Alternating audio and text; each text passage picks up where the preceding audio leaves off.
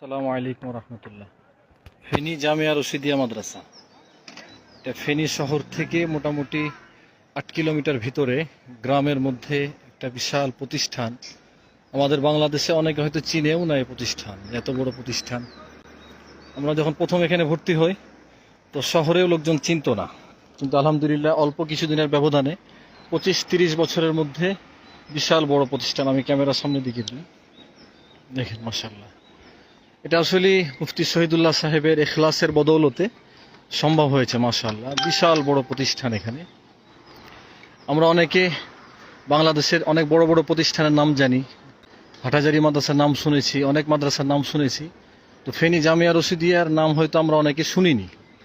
কিন্তু এত বড় যে প্রতিষ্ঠান এখানে গ্রামের মধ্যে, এটা আল্লাহ তাআলার অনেক বড় একটা রহমত এবং করুণা।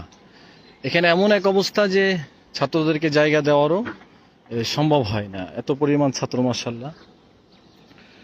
এটা মুফতি শহীদুল্লাহ সাহেবের ইখলাসের বদৌলতেই অল্প দিনের মধ্যেই এত বড় প্রতিষ্ঠান মাশাআল্লাহ। এখানে একসাথে অনেকগুলো জায়গার বিল্ডিংয়ের কাজ চলমান। এখানে একটা বিল্ডিংয়ের কাজ চলছে মাশাআল্লাহ। এখানে মসজিদের কাজ চলছে, সম্ভবত চওড়াতে প্রায় 300 ফিট আর লম্বাতে অর্থাৎ পূর্ব পশ্চিমে 106 ফিট, বিশাল বড় একটা মসজিদ এখানে হবে ইনশাআল্লাহ। তো আসলে বাংলাদেশে অনেক বড় বড় প্রতিষ্ঠান আছে, অনেক মুখলেস মানুষ আছে, কিন্তু আমরা চিনতে পারি না লোকগুলাকে। এখানে দেখবেন যে অনেকগুলো বাগান আছে মাশাআল্লাহ, এখানে যে অনেক আমের বাগান, কিন্তু কোনো একটা আম, চোর তো দূরের কথা, কোনো একজন ছাত্র শিক্ষক পর্যন্ত আমগুলো ছিঁড়ে না। তো এই যে দেখেন, হয়তো আপনারা মনে করছেন যে কাঁচা আম না, এই যে গাছে পাকা আমও আছে মাশাআল্লাহ, কিন্তু তারপরে কেউ চাইলে তো পারতে পারতো, কিন্তু না মাশাআল্লাহ। কেউ কোনো গাছ থেকে, চতুর্দিকে মাশাআল্লাহ বাগান আছে, চতুর্দিকে ছোট ছোট ছাত্ররাও থাকে, ছোট ছাত্ররাও আছে।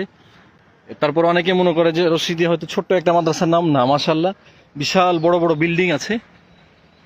এদিকে ছোট কিছু বিল্ডিং আছে, পুরনো বিল্ডিং, এই যেদিকে নতুন বিল্ডিং হচ্ছে মাশাআল্লাহ। বিল্ডিং এর উপরে হেলিপ্যাড আছে, হেলিকপ্টার নামতে পারে, লিফটেরও ব্যবস্থা আছে মাশাআল্লাহ।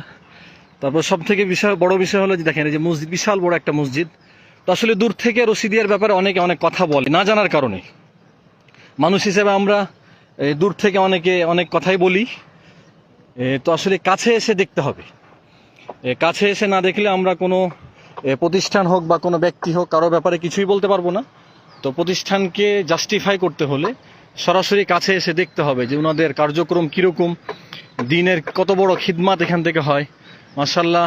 মাদ্রাসা থেকে প্রতি বছর প্রায় আনুমানিক 7,000-8,000 ছাত্র এখান থেকে প্রতি বছর লেখাপড়া শিখছেন।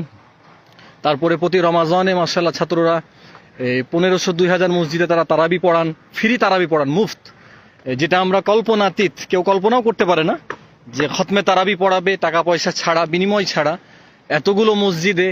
তো আসলে এটা আল্লাহ তাআলার অনেক বড় একটা রহমত এবং করুণা। জামিয়া রশিদিয়া ফেনী জেলার জন্য একটা রহমত। আমি চাঁপাইনবাবগঞ্জ থেকে এখানে এসেছি, এই আমাদের মুফতি শহীদুল্লাহ সাহেব আছেন, মুফতি ফয়জুল্লাহ সাহেব, আরও অনেকে আছেন। আসলে ওনাদের সাথে দেখা হোক না হোক, শুধুমাত্র এখানে প্রতিষ্ঠানে আসলে নিজেকে অনেক গর্বিত মনে করি, ধন্য মনে করি। তো এই জন্য মাঝে মধ্যে আসা। তো আপনারাও যারা হয়তো ভিডিওটা দেখছেন, তো আমাদের উচিত এই ধরনের প্রতিষ্ঠানগুলোতে ভিজিট করা, যাওয়া, ওনাদের সাথে কথাবার্তা বলা, তাহলে ইনশাল্লাহ আমরা দিনের যে একটা মজা স্বাদ যেটা আছে, বা দিনের তাকাজা চাহিদা, দিনের বিষয়গুলো আমরা বুঝতে পারবো ইনশাল্লাহ, যে দিন আসলে এত সংকীর্ণ না। দিনের মধ্যে অনেক বিষয় আছে, অনেক কাজ করা যায়, দিনের অনেক ফিল্ড আছে মাশাআল্লাহ। এখানে কাজ চলছে চলমান, পাইলিং হয়েছে, ইনশাআল্লাহ বিল্ডিং এর কাজ শুরু হবে। তো আপনারা ইনশাআল্লাহ আসবেন ফেনী জামিয়া রশিদিয়া।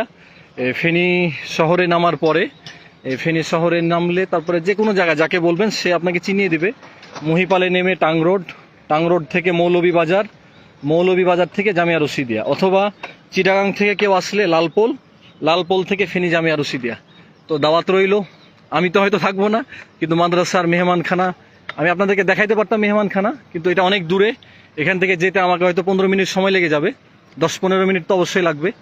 তো এই জন্য মেহমানখানা সবসময় খোলা আপনাদের জন্য।